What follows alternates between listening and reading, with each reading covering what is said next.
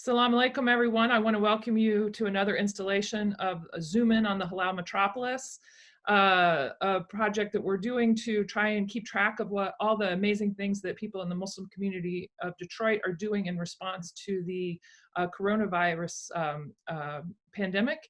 And today I'm joined by Wayne County Commissioner Sam Beydoun. Hi, Sam. How are you doing? Good morning, Mrs. Howell. How are you? Good to I'm see you. good. How's your family? How's your family? Everybody is doing well. How about your family? Are you staying safe in this pandemic? We're absolutely staying safe. I'm going insane, but I'm staying safe. So I've seen that you've been out and about doing things all over town, delivering PPEs to the hospitals, making sure that the hungry are getting fed and things like this. Can you tell me a little bit about the work you've been doing since the stay-at-home order has been issued? Sure. Before I do that, let me just start off by thanking you publicly, Sally, for taking the lead, for your leadership on highlighting the history of Arab Americans in Southeast Michigan through your exhibit, Halal Metropolis at the University of Michigan, Dearborn. I had the opportunity to be there during the grand opening. And unfortunately, things went south from there. And I know you probably did not get a lot of visitors. Hopefully, we will get more visitors after this pandemic is over. But to answer your question. Well, first, let me thank you for saying that. Thank you. I really appreciate those words mean a lot to me. And I also want to let anybody who's watching know that you can now visit the exhibit online. We have a virtual tour that you can get of the exhibit. And if you have like a civic group, you can even, or a class that you want to have, you can bring your class and we'll give you a live tour of the installation if you want. So go to the halalmetropolis.org and you can find all the information about the project. But thank you. Wow, that's a great way. All the students are home now, and I'm gonna invite my daughter, my 14-year-old daughter, to take the tour online then, because we never had the chance to go back and physically visit the exhibit at U of M. But thank you again, Sally. To answer your question, yes, we have been busy even being at home. I'm staying home. I'm doing a lot of work. We have a lot of meetings with the county. We still have business to conduct with Wayne County, the Wayne County Commission. We have committee meetings. We have full board meetings. There's a lot of proposals and agreement that we had to vote on in terms of which are related to COVID-19. And one of them I can mention that we recently had to vote on a federal grant to a hospital that's going to reopen on 4th Street and Outer Drive in Lincoln Park. So that's one of the things that we were working on. But overall, I've been helping as much as I can from the background. Initially, when this whole crisis started, yes, we organized a few generous donors, and they donated the PPE equipment which were delivered to local hospitals. And also, we have a wonderful, wonderful community. They donated a lot of food to the hospitals, the frontline workers throughout Southeast Michigan and Wayne County. And, really, Sally, if you want to know how people are, you test them at times of difficulties. And our people, I'm very proud of the Arab American community. They really stepped up to the plate. And I'm going to tell you this, I'm going to say this. Some people thought they were critical. Why are we posting these pictures, delivering food to the hospitals and PPE equipment? Well, my answer was, this is a way to encourage other people to act.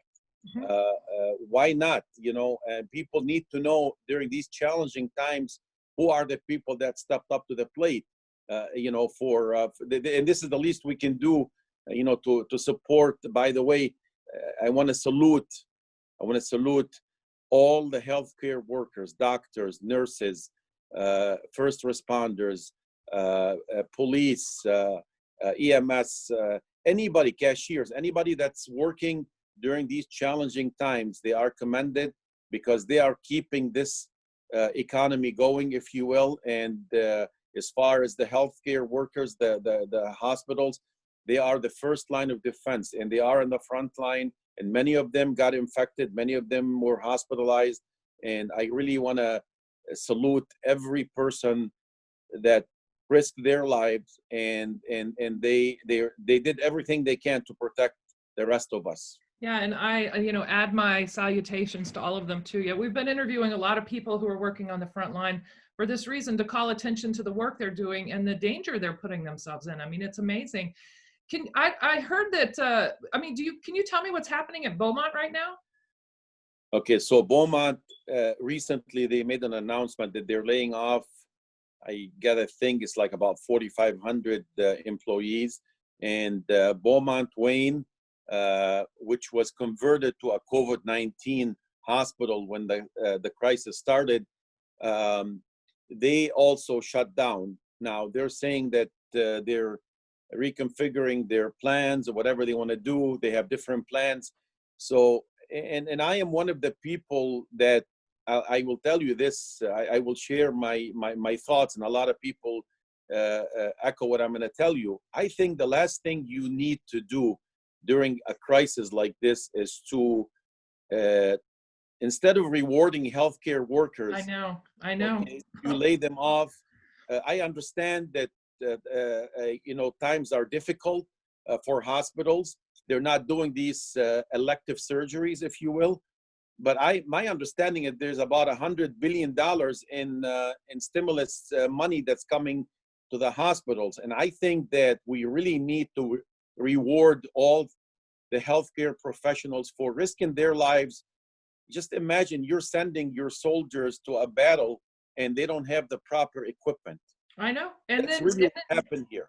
And then 2 days after they get home from the battlefield, they're told, well, we don't need you anymore. Here's your pink slip. To me, that was. Psychologically, I talk to a lot of friends who are in the healthcare industry, and they're devastated. Some of them, just imagine a nurse working like 5-6 days straight and risking her life. And she didn't have the proper equipment. Yeah. And yet now she has symptoms and she's staying home. She tested negative, but she's staying home because she still has the symptoms. And you hear this news. I understand that it's a financial burden on Beaumont healthcare system, but I think they should take care of their employees, in my opinion, a little bit better and reward them. Well, hopefully management is going to, hopefully they'll come to their senses on this one. So I hear that last night you had a town hall meeting with some of the imams, doing what you could to, get people prepared for Ramadan, which starts tomorrow. So Ramadan Kareem to you. And why don't you tell me what you guys talked about last night? And we're really short on time now, so. Very briefly, Ramadan Kareem to all our viewers as well.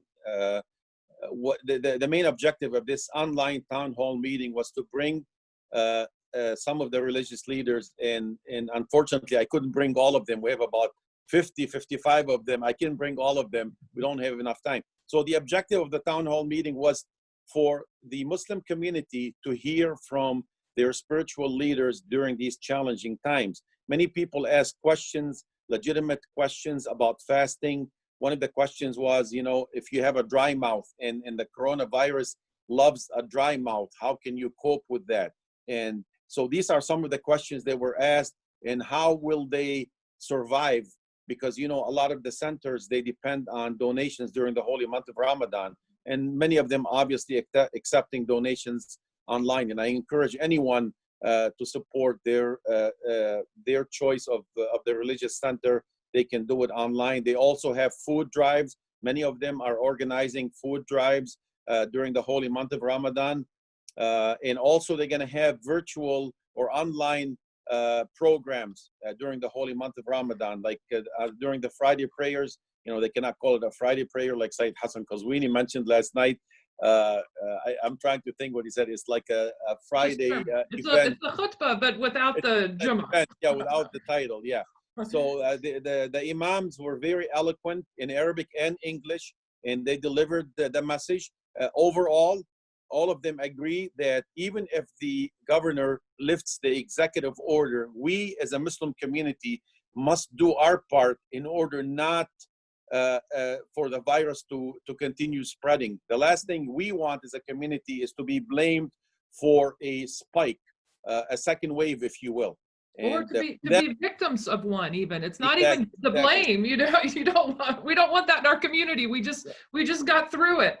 Yeah, Yeah. we talked about the fact that a lot of families get together during Ramadan, as you know, especially in the garages, they smoke hookah, but these are not normal times. These are challenging times. We have to sacrifice this year. This is unusual Ramadan for all of us. So we must do our part as a Muslim community to help stop the spread of this deadly virus. And hopefully people will listen to the direction and the guidance from their leaders and from our government, mainly from the governor of the state of Michigan. And by the way, my hat's off to Governor Whitmer. She's doing an amazing job despite all the critics.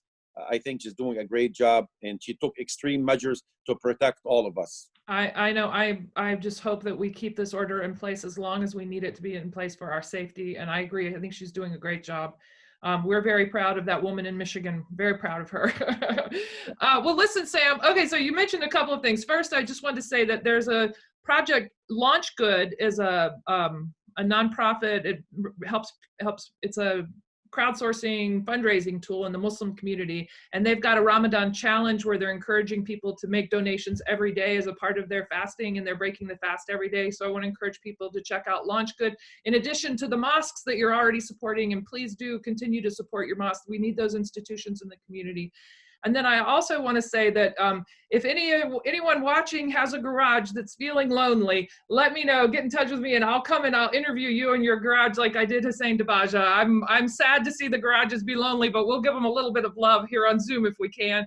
And then finally, I want to thank you, Sam, not only for talking to me today, but for agreeing to be one of the judges for our Ramadan Lights contest that we're doing this year with Sahur Fest. So I want to encourage people also, you're going to see a lot of social media about this. If you've got a house that's lit up for Ramadan, send us a photograph of it, register it online, nominate your house, nominate your neighbor's house, and we're going to be giving some recognition to people in the community who are keeping the Ramadan spirit alive, even though we're going to have a subdued season this year.